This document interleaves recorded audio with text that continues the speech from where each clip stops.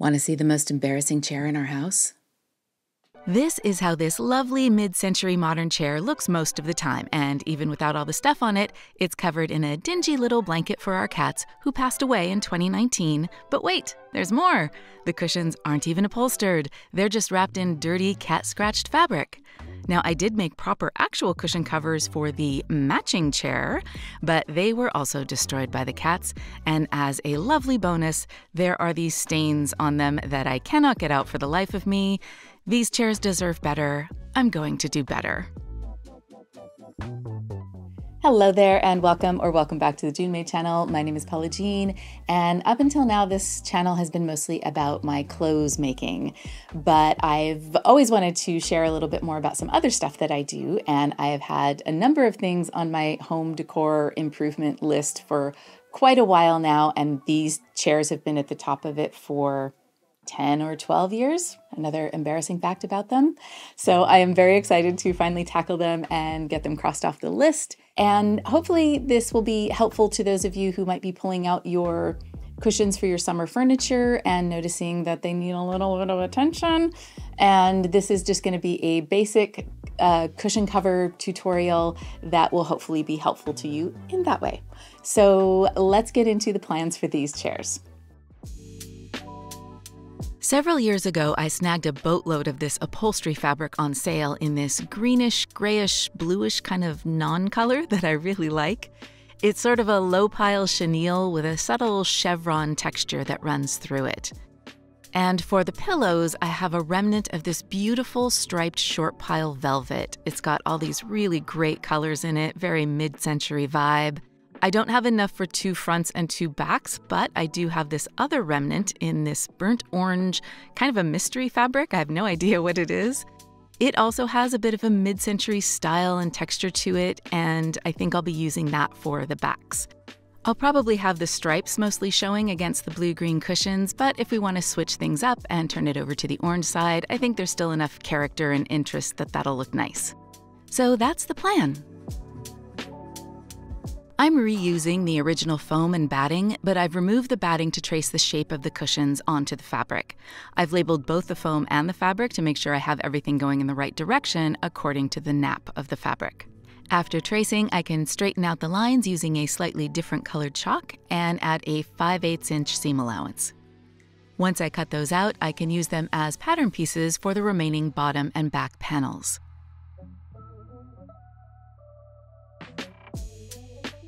For the side gusset, I'm doing a continuous piece for the sides and top, so I'll need really precise measurements of those interior seam lines. For the bottom edge, I'm going to be doing a zippered panel. So after adding the seam allowances to the gusset pieces, this is what I have: a front panel, a back panel, a gusset for the sides and top, and 2 pieces that will be joined by a center zipper for the bottom edge of the gusset. Starting with the zippered portion, I've basted the 2 pieces together, and I'm just going to finger press the seam allowance open. I'm using this gray zipper on a roll, and I'm going to secure one end with a safety pin, and with the zipper closed, measure out a length that's a little longer than the gusset piece. I've pulled back one zipper pull from the others, and I'm cutting just past the pull and securing that end with another safety pin. Now I can center the zipper teeth over the seam and pin it in place.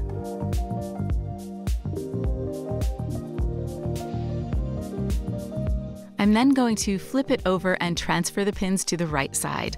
Normally I would have used Wonder Tape in this situation, but I'm not confident that it would stick to the fabric, so this is the method I'm using.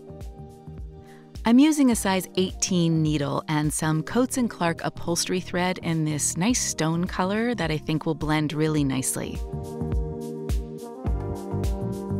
I'm also using a walking foot to sew everything together.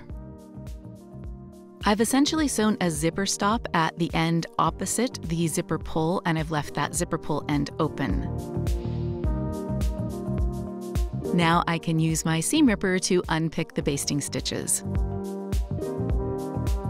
I like to use my serger tweezers to pull out any stubborn threads, and then I go over it with my lint roller to help clean up some of the mess. From here, I can draw back the zipper pull and sew a few stitches across the end to serve as another stop. Then I can unpin the end and cut off the extra zipper tape.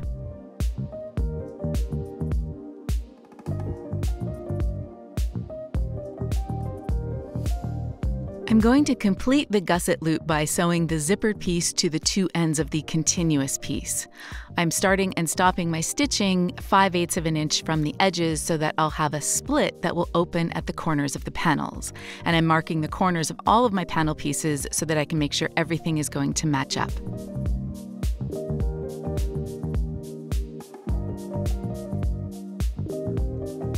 I like to backstitch at the corners for some extra strength, and then I just make sure that my needle is down at the corner, lift up my presser foot, and pivot the fabric around, opening up that slit of the gusset to maneuver around the corner.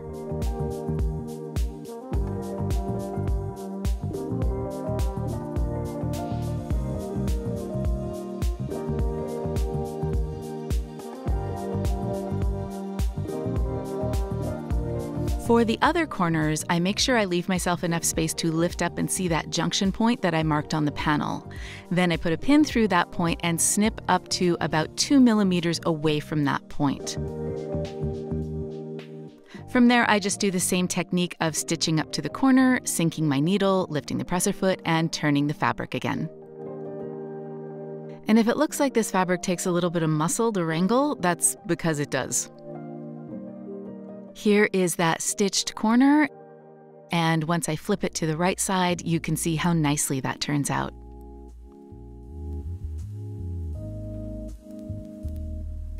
Before I sew the other panel to the other side, I'm going to make sure to open the zipper a little bit so that I have a space to turn out the cushion once it's all sewn together.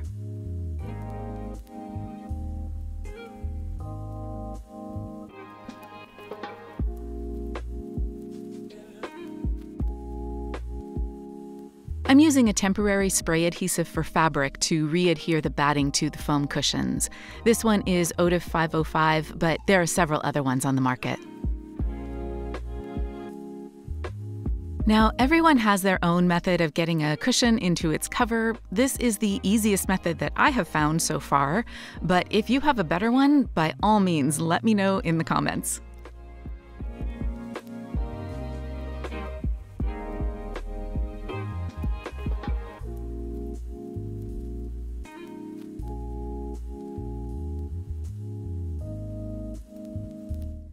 So with that all zipped in, I can move on to the pillows. These are just rectangles that I've cut a little larger than the pillow dimensions, and I've done a narrow serger stitch to mitigate the fraying. I'm using Wonder Tape to help me install an invisible zipper along the bottom edge. And it's hard to see on the stripes here, but I have drawn a line that's 5/8 of an inch from the edge. That's my seam allowance, which is what I'm lining up the zipper teeth with.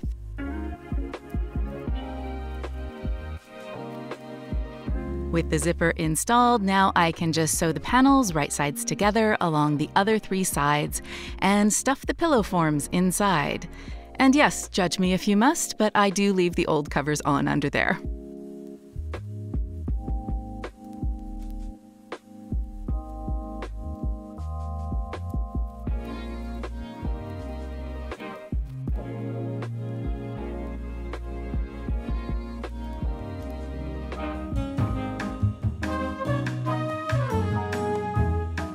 My only regret is that I waited so long to do this project. Part of me was worried that the fabric wouldn't contrast enough with the wood, but somehow it actually makes the chair frames look even nicer. And I really do like both sides of the pillows, so occasionally I might flip it over to the orange side, but I have to admit I am partial to those stripes. So basically, the minute I finished these chairs, after so many years of human beings not sitting in them at all, they have become magnets for wanting to just sit back and read a good book. And I, in my first sitting, blew through the first 100 pages of this book. It is called Breath by James Nestor. I don't know when it came out. I think it's been out for a few years, but it is the most fascinating look at how we breathe, how we developed physiologically to breathe in the ways that we do as humans. So all of like the apnea problems and asthma and all the breathing issues that we have. how and why we develop that way and the things that we can do to correct it. And it kind of reads like a little adventure thriller almost. It goes all over the world. So I highly recommend picking up this book for you or someone you love. And with that, thank you so much for joining me on this video. I hope something in this was helpful for you, and take great care of yourself. I will see you next time.